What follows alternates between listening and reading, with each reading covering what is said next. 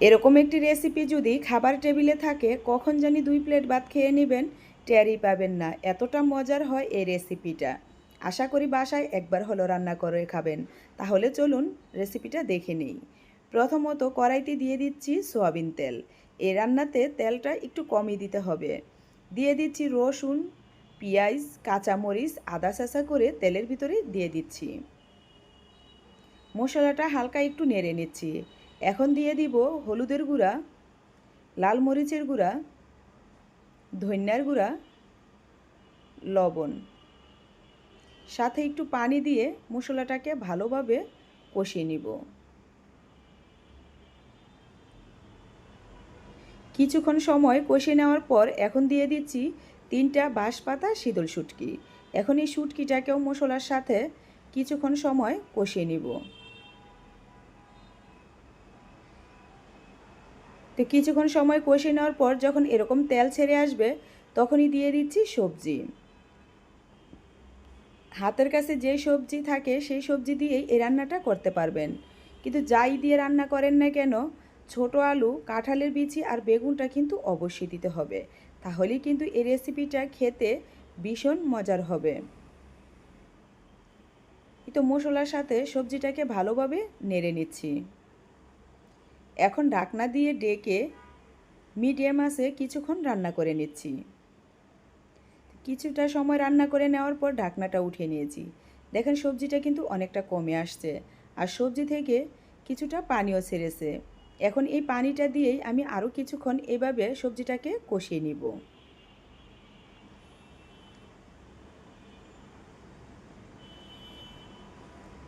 এখন ঢাকনা দিয়ে ডেকে আরও কিছুক্ষণ আমি কষিয়ে নিয়েছি।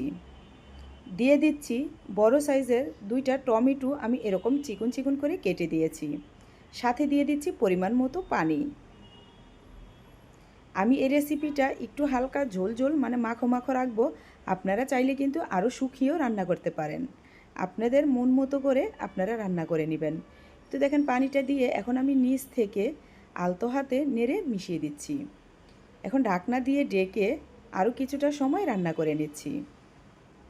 তো কিছুটা সময় রান্না করে নেওয়ার পর ঢাকনাটা উঠিয়ে নিয়েছি। রান্নাটা কিন্তু একদম শেষ পর্যায়ে।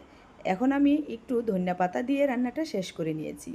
এরকম লোভনীয় রেসিপি যদি খাবার টেবিলে থাকে, যার খিদা না থাকে সেও কিন্তু ভাত খেতে মন চাবে। এতটা মজার হয় এই রেসিপিটা, আর দেখতেও কিন্তু ততটাই লোভনীয়। আশা করি রেসিপিটা আপনাদের অনেক ভালো লাগবে আর বাসায় অবশ্যই রান্না করে খাবেন।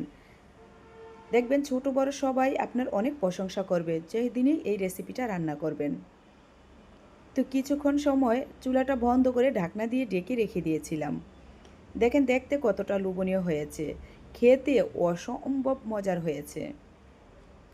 আপনারা একবার হলো বাসায় রান্না করে খাবেন আর আপনাদের কাছে কীরকম হয়েছে অবশ্যই কমেন্টে জানাবেন। যদি ভালো লেগে থাকে তাহলে প্লিজ একটা লাইক, কমেন্ট আর সাবস্ক্রাইব করে পাশে থাকবেন।